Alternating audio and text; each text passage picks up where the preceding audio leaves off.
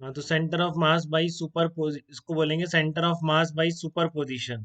If some mass is removed from a uniform body, rigid body, तो फिर जो बचा हुआ पार्ट रह गया उसका सेंटर ऑफ मास आप कैसे लिखेंगे? तो उसका फार्मूला है R C O M vector equal to m1 r1 vector minus m2 r2 vector upon m1 minus m2। ये फार्मूला है बेटा, m1 r1 vector minus m2 r2 vector upon m1 minus m2, जो सबको याद रखना है।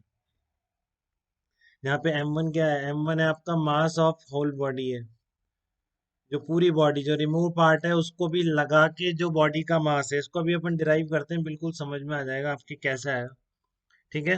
m2 है mass of the remove portion है, मास ऑफ रिमूव्ड पोर्शन, जितना मास आपने रिमूव कर दिया उस पोर्शन का मास है आपका m2। ठीक है। और r1 वेक्टर किसका है? Position vector of centre of mass of whole body. ये तो m1 m2 हो गए। r1 वेक्टर है आपका पोजीशन वेक्टर, pv किसके लिए लिख रहा हूं मैं? Position vector of whole body, मतलब पूरी बॉडी जिसका मास कितना है? Whole body of mass m1, जो आपने मास m1 लिया है कंप्लीट बॉडी, जब उसमें से रिमूव पार्ट भी आपने लगा दिया है तब उस बॉडी का सेंटर ऑफ मास का पोजीशन वेक्टर है। r2 वेक्टर क्या है आपका? Position vector of position vector of centre of mass, तो लिखा ही नहीं, position vector of COM of whole body. ठीक है। और ये है position vector of centre of mass of remove portion, remove portion of mass m2, जो मास m2 का आपने पोर्शन रिमूव किया है उसका सेंटर ऑफ मास का पोजीशन वेक्टर है। ठीक है। तो इसको समझना बहुत आसान है बेटा, बिल्कुल सिंपल सा ही प्रूफ है इसका, जो आप बिल्कुल गहराई के साथ समझ सकते हैं, बट याद सबको रखना है अप्लाई करने के लिए। तो एक बार देखिए आप इसको कैसे निकाल सकते हैं, एक बार चेक करेंगे। मान लो आपके पास ये कंप्लीट बॉडी है, इस तरह की आपकी बॉडी है, और आपने कोई पार्ट, इस तरह की बॉडी ये आपके पास है, ये पूरी बॉडी थी, आपने इस तरह से रिमूव कर दिया कोई पार्ट, तो बचा हुआ पार्ट इतना ही है आपके पास। इस पार्ट का आपको सेंटर ऑफ मास निकालना है। ठीक है ना, इस पार्ट का आपको सेंटर ऑफ मास निकालना है, क्वेश्चन ये है, तो इसमें हम अप्लाई करते हैं। ठीक है, जो आपने अभी पढ़ा m1 r1 minus m2 r2 upon m1 minus m2, तो बेसिकली मैं बोल सकता हूँ कि इसमें अगर मैं वो पार्ट ऐड कर दूँ, रिमूव वाला पार्ट ऐड कर दूँ इस तरीके से। ठीक है, रिमूव, ये इसका आपको निकालना है बेटा, ठीक है ना, इसका आपको निकालना है। तो और ये वो रिमूव पोर्शन का मास है, इसमें अगर ऐड कर दूं तो क्या बन जाएगी? पूरी टोटल बॉडी बन जाएगी इस तरह की। ठीक है ना, इस तरह की कंप्लीट बॉडी बन जाएगी। और वहां पर आपने जो फार्मूला अभी क्या लिखा आपने? फार्मूला है R C O M vector equals to m1 r1 vector minus m2 r2 vector upon m1 minus m2। यही फार्मूला है आपका जो आपको डिराइव करना है। यहाँ पर m1 किसका मास बोला आपने? इसका, इसका मास m1 है। ठीक है। और position vector of centre of मास कितना है? r1 vector. यहाँ तक कोई दिक्कत तो नहीं है बेटा किसी भी बच्चे को?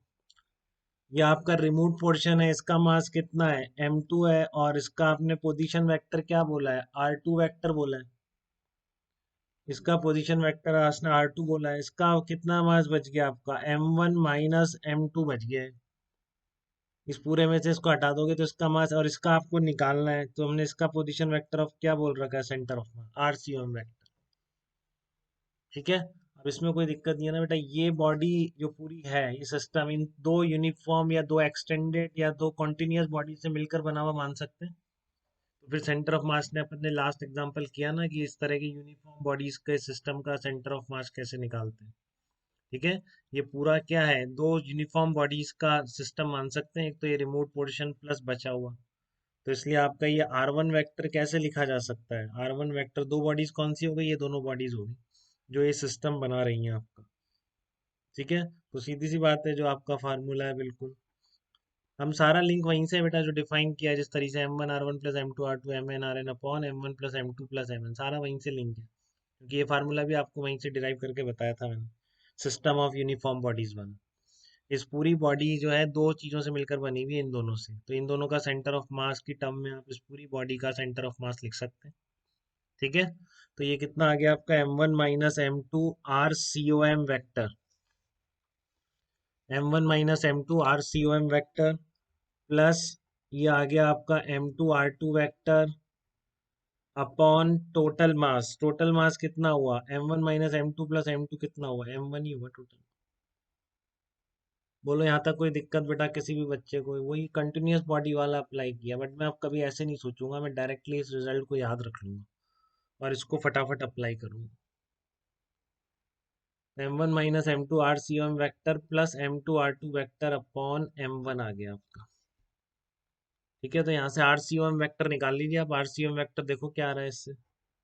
RCOM वेक्टर इससे आ गया आपका M1 R1 वेक्टर माइनस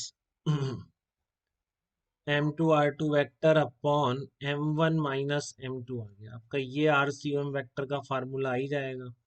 तो यहाँ पर देख ले, ध्यान से देखेंगे बेटा। M1 पूरी कंप्लीट बॉडी का मास है, M2 रिमूव पार्ट का मास है।